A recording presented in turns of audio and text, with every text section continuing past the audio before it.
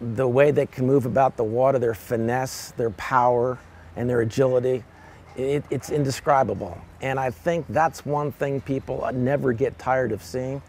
We as trainers, we never tire of it. We see it every day, but we appreciate it every day. So we aren't special people.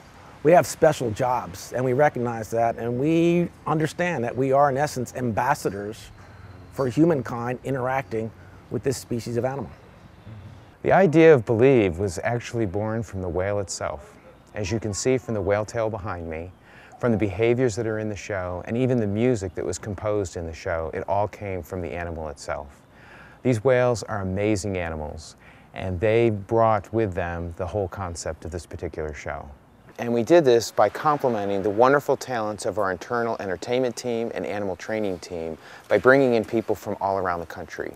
We brought in a Broadway producer to help us establish what the overall content of the show would be.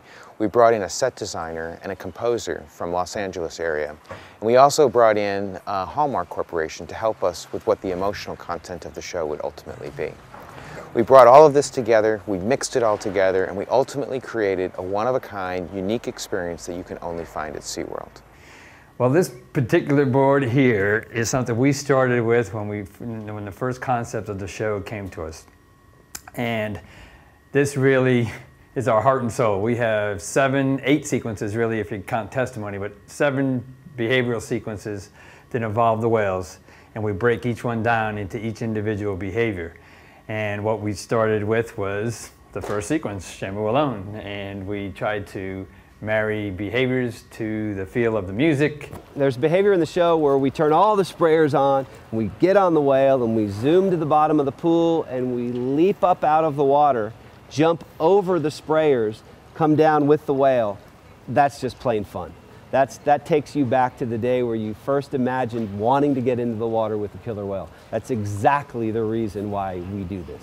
It's just fun for us and for the killer whales. That's not the biggest step, though. That's one, but the biggest one is immersion. Yeah. You got to make that decision on the fly to go 3 or 4. 3 or 4, 3 or 4. It's 2 or 4, is it? No, it's 3 or 4. No, it's 3 flip-flips or 4. Oh, gotcha. Yeah, position would be 2 and 4, okay. But Mindy's back there with us too to help us with time. Right. So. But if we're short, take the tone, because if we're rushing, as Kai and the group are coming back and Caleb's going out, the whole show can go out the door. Okay. So. From the trainer summits and the ideas generated by the Believe team, we took those ideas back to the parks, talked about it with the in-house staff, and we put those sequences and those ideas into the emotional expressions that you'll see in the Believe show.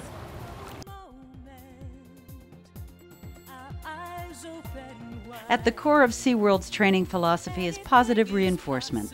It permeates every interaction the trainers have with the whales. More than anything, the trainers want the animals to have fun.